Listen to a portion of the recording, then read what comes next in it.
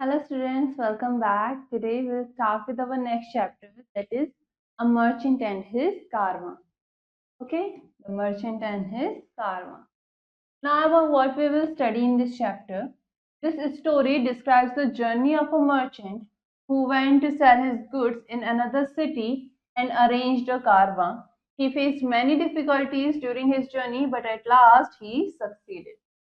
तो इस स्टोरी में क्या बताया गया है, एक मर्चेंट की जर्नी के बारे में जो अपनी चीजों को दूसरी सिटी में बेचने के लिए जा रहा है और उसने अपने लिए कारवां को अरेंज किया है। इसी के लिए कारवां अरेंज किया है कि अपने साथ वो कुछ लोग लेके जा रहे हैं जो कि उनकी मदद करेंगे और कुछ एनिमल्स जो कि सामान ढूंढते हुए जा रहे हैं। रास्ते में उनको बहुत सारी परेशानी का सामना करना पड़ा, बट आखिर में ही सक्सीडेड कि वो पहुंच गए। Now let's start with our chapter. Once there was a merchant named Abdul who had fine silk and rugs to sell. He wished to send his goods to a country on the other side of the sandy desert.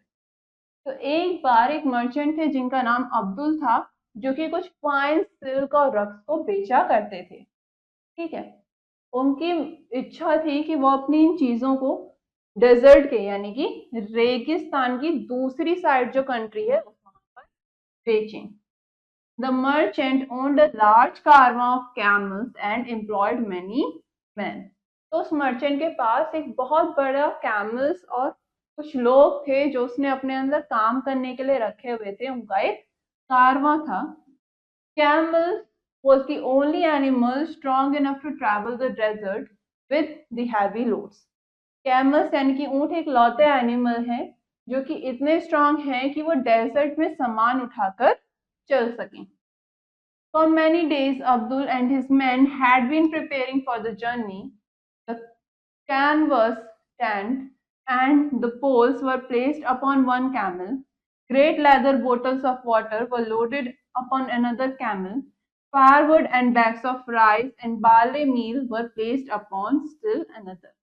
तो बहुत दिनों से अब्दुल और उसके जो आदमी थे वो इस जर्नी के लिए तैयारियां कर रहे थे। टेंट्स और पोल्स को एक कैमल के ऊपर रखा गया, वो सारा सामान एक कैमल के ऊपर रखा गया। ऐसे ही लेदर बोटल्स जो थी पानी के लिए वो दूसरे कैमल पर, फायरवुड और खाने का सामान राइस और बार्ले मील्स वो दूसरे कैमल्स पर रखी गई। It required many camels to carry merchants goods. और मर्चेंट का सामान जो था रग और सिल्क उसे उठाने के लिए और भी ज्यादा कैमल्स की जरूरत थी। At last the caravan was ready for the journey. The sun shone brightly, making the sand so hot that no one could walk upon it in the daytime. But at night both men and camels could travel easily. तो क्या हुआ, finally कारवां जो था वो journey के लिए तैयार था और सन भी बहुत तेज चमक रहा था। तो सन क्योंकि ज्यादा दिख रहा था इसी वजह से जो रेत थी वो बहुत ज्यादा गर्म हो गई थी कि डे टाइम में उस पर चलना काफी मुश्किल था। तो रात के समय दोनों मैन और कैमल्स के लिए उस पर चलना काफी इजी था, ट्रैवल करना इजी था। So Abdul said to the men, "Be ready to start after sunset tonight. Give the camels plenty of water to drink and feed them well, so we shall have a long, hard journey." तो अब्दुल ने अपने लोगों से कहा कि सूरज डूबने के बाद आज रात जर्नी के लिए स्टार्ट करने के लिए तैयार रहना। कैमल्स को बहुत सारा पीने के लिए पानी दो, उनको अच्छे से खिलाओ क्योंकि हमें आगे बहुत लंबी हार्ड जर्नी करनी है। Abdul and his men traveled all that night. One man was the pilot. He rode ahead, for he knew the stars and by them he could guide the caravan. तो अब्दुल और उसके आदमी सब रात को travel करने निकल गए। एक इंसान उनमें से पायलट था, ठीक है, तो वो आगे चल रहा था। पायलट आगे चल रहा था क्योंकि उसे स्टार्स के बारे में पता था और वो स्टार्स देख के डायरेक्शंस बता सकता था। So he could easily guide the car. At daybreak they stopped. जैसे ही सुबह हो जाती थी वो लोग रुक जाते थे। They spread the canvas tents and fed the camels. They built fires, cooked the rice, and made cakes of the barley meal. Throughout the day, the men rested in the shade of the. क्या करते थे? जैसे ही सुबह होती थी वो रुक जाते थे, अपने टेंट्स बिछाते थे, कैमल्स को खाना देते थे, फिर आग जला के अपने लिए खाना बनाना, ठीक है, राइस कुक करना, बार्ले केक्स बनाना, और इसी के साथ पूरे दिन भर वो लोग टेंट के नीचे आराम करते थे. After the evening meal, the caravan started again on its way. In this way, they traveled for 3 long silent nights. Early on the third morning, the camels raised their heads, stretched their nostrils, and hastened eagerly forward. तो इसी तरीके से शाम की मील के बाद वो लोग दोबारा से अपने रास्ते पर निकल जाते थे. इस तरीके से वो 3 लंबी रातों तक सफर करते रहे. ठीक है. तीसरी सुबह क्या हुआ? Early in the third morning, जो ऊंट थे, जो कैमल्स थे, उन्होंने अपने सर ऊंचे कर लिए और वो सूंघ कर आगे बढ़ने लग गए. The pilot cried, the camels smell water and grass and oasis is near. तो पायलट ने कहा कि कैमल्स को वाटर, पानी, और ग्रास, घास की स्मेल आ रही है और पास में ही एक पानी की जगह है. ठीक है. Before long, they were near the oasis. There were tall palm trees waving their spreading leaves in the soft breeze. Joyfully, they rested during the day. The camels drank water freely from the cool spring. The men filled the great leather bottles with fresh water. तो अब वो Oasis के पास पहुंच गए. वहां पर उन्होंने देखा कि बहुत बड़े बड़े पाम ट्रीज हैं जो हवा में इधर उधर झूल रहे हैं, जिनकी लीव्स इधर उधर उड़ रही हैं, और सब लोग खुश होके वहीं पर उसी के पास रेस्ट करने लग गए. कैमल्स भी इस स्प्रिंग से फ्रीली पानी पीने लग गए और लोगों ने भी अपनी बोतल्स को फ्रेश वाटर से भर लिया. In the evening, refreshed and happy, they continued their journey again. They traveled night after night, resting during the heat of the day. At last, one morning, the pilot said, "We shall soon reach the end of our journey." तो ऐसे ही शाम को वो लोग फिर refresh होकर और खुश होकर दोबारा से अपनी जर्नी के लिए निकल गए. वो हर रात ट्रैवल करते गए और दिन के समय, सुबह के समय वो लोग आराम करते. फाइनली एक मॉर्निंग पायलट ने कहा क्या कि हम जल्द ही अपनी जर्नी खत्म कर लेंगे. The men were very glad to hear this, for they were tired after a long journey and camels needed rest. तो ये सब सुन के जो लोग थे वो बहुत खुश हुए, क्योंकि वो इतनी लंबी जर्नी के बाद थक चुके थे और कैमल्स को भी आराम चाहिए था. After supper that night, Abdul said, "Throw away the firewood and most of the water. It will lighten the burden of the camels. By tomorrow we shall reach the city." तो रात के खाने के बाद अब्दुल ने कहा कि फायरवुड यानी कि जो लकड़ी है जलाने के लिए उसे फेंक दो और ज्यादातर पानी भी फेंक दो. इससे क्या होगा, जो कैमल्स हैं उनके ऊपर जो बर्डन है वो कम हो जाएगा, क्योंकि कल तक तो हम शहर पहुंच जाएंगे. When the caravan started that evening, the pilot was leading the way as usual. उसके बाद जब कारवां ने दोबारा अपना सफर उस शाम शुरू किया तो पायलट हर बार की तरह रास्ता दिखा रहा था. But after a while, weary with many nights of watching, he fell asleep. The caravan traveled the whole night, and at daybreak, when the pilot awoke and looked at the last star, he realized that they were going in the wrong direction. तो क्या हुआ, क्योंकि काफी दिनों से जो pilot था वो थक चुका था इतनी रातें जागकर और उसे नींद आ गई. ठीक है. वो इतना थक चुका था कि वो सो गया और जो कारवां था वो ट्रैवल करता चला गया, पूरी रात ट्रैवल करता गया. एट डे ब्रेक, जब सुबह के समय पायलट की आंख खुली और उसने आखिरी स्टार देखा, लास्ट स्टार देखा, उसने रियलाइज किया कि हम लोग तो गलत डायरेक्शन में जा रहे हैं. Halt, he cried out. उसने कहा रुको. The camels must have turned while I slept. We are at the place from where we started yesterday. तो उसने कहा कि कैमल्स जो हैं वो लोग मुड़ गए, कैमल जो है वो मुड़ गए जब मैं सो रहा था, और हम अब वहीं वापस पहुंच गए हैं जहां से हमने कल अपना सफर शुरू किया था। Everybody was stunned to hear the news, और सब ये खबर सुनकर स्टन रह गए, शॉक हो गए। They had already thrown away the water and firewood, and now there was no water to drink and no firewood either to cook food. और क्योंकि अब वो ज्यादातर पानी और फायरवुड फेंक चुके थे, तो अब उनके पास ना ही पीने के लिए पानी था और ना ही खाना पकाने के लिए लकड़ी। The man spread the tent and lay down under them, saying, "The wood and the water are gone, we are lost." तो अब उन सब ने टेंट्स बिछाए और उसके नीचे लेट गए और कहने लगे कि जो लकड़ी है और पानी है वो जा चुका है और अब हम खो गए हैं। But Abdul said to himself, "This is no time to rest. I must find water. If I give way to despair, all will be lost." तो अब्दुल ने अपने आप से कहा कि आराम करने का समय नहीं है, मुझे पानी ढूंढना पड़ेगा। अगर मैं निराश हो गया तो सब खो जाएगा। He started away from the tent, watching the ground closely. He walked and walked. At last he saw a tuft of grass. तो उसने टेंट से दूर चलना शुरू करा और वो ग्राउंड को काफी ध्यान से देख रहा था। वो काफी देर तक चलता रहा और कुछ दूर जाकर उसे ग्रास दिखी, उसे एक जगह ग्रास उगी हुई दिखी। There must be water somewhere under the sand और this grass would not have been here, he thought.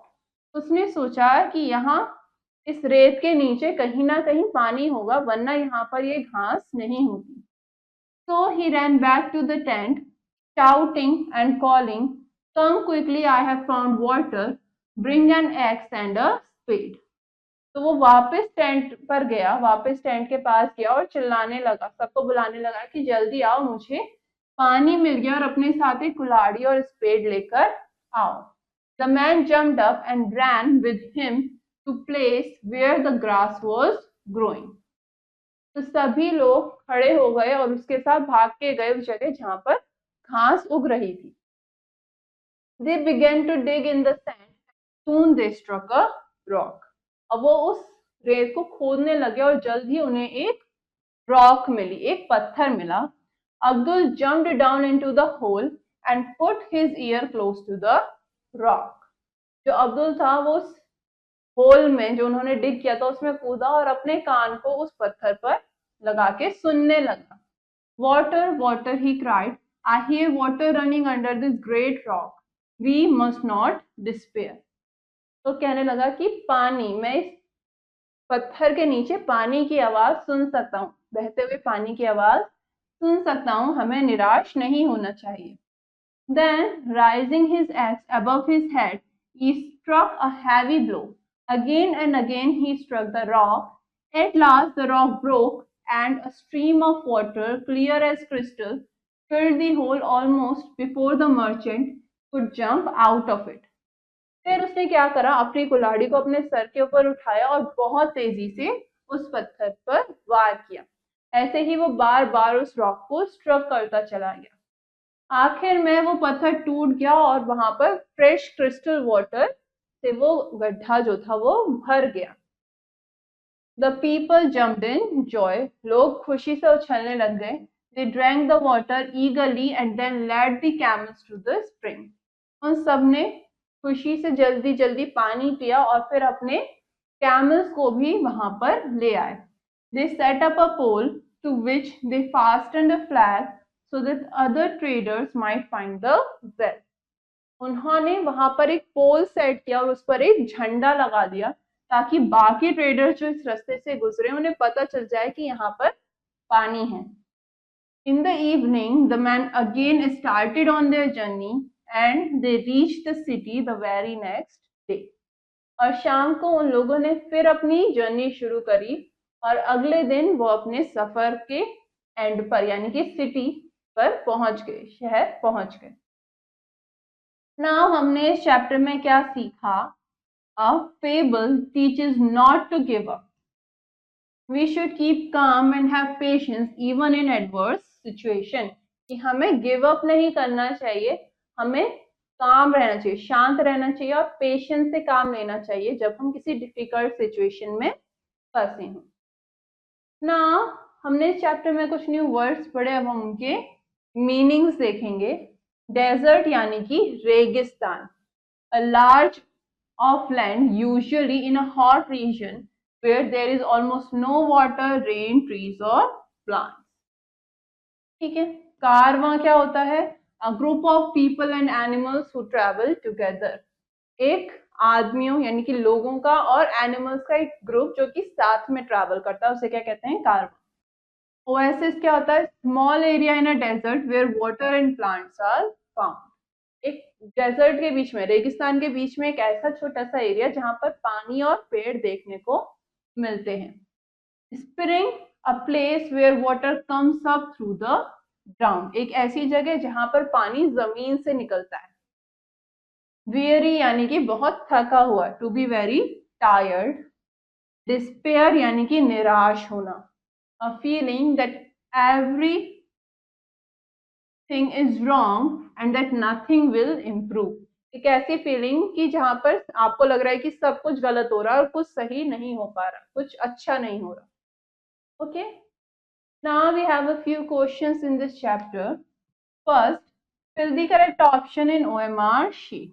You have an OMR sheet here and you have to fill the right option. First, who was Abdul? Abdul कौन था? He was a merchant. तो option A. Next, which animals are required to carry the merchant's good? Merchants का सामान उठाने के लिए कौन से animals की जरूरत थी? Camels, ठीक है, ऊंट की। तो option C. Next, who rode ahead the कारवां? कारवां के आगे कौन चल रहा था? The pilot, क्योंकि वो सितारों के जरिए डायरेक्शंस देख सकता था। Next, what did the merchant find under the rock? Merchant को उस पत्थर के नीचे क्या मिला? वाटर, पानी, ठीक है, तो option C. Next question, fill in the blanks, आपको कुछ ब्लैंक्स गिवन है। First, everybody was dash to hear the news, खबर सुन के सब लोग क्या हो गए? स्टन्ड हो गए, ठीक है, everybody was stunned to hear the news. Next, for many days Abdul and his men had been dash for the dash, काफी दिनों से अब्दुल और उसके आदमी क्या कर रहे थे? They were preparing,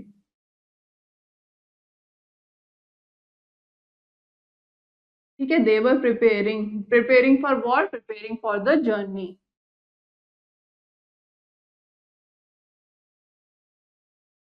Next, there was a tall dash trees waving their dash leaves in the soft dash, वहां पर क्या थे? There were tall palm trees, ठीक है, palm trees थे। वेविंग देयर, वो क्या वेव कर रहे थे? Their spreading leaves,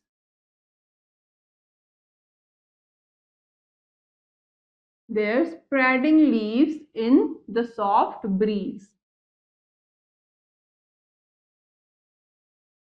next, but after a while dash with many dash of watching he fell asleep, ठीक है, क्या हुआ? कुछ देर बाद पायलट क्या हुआ? ही वॉज वेरी, ठीक है, वो बहुत ज्यादा थक गया था, किससे? With many nights of watching, क्योंकि वो बहुत रातों से डायरेक्शन बता रहा था, सितारे देख रहा था, तो अब वो थक गया था और वो सो गया, ही fell asleep. Next, they began to dash the sand and soon they dash a rock. क्या करा उन लोगों ने? They began to dig, ठीक है, उन्होंने खोदना शुरू करा, सैंड को खोदना शुरू करा, and soon they struck,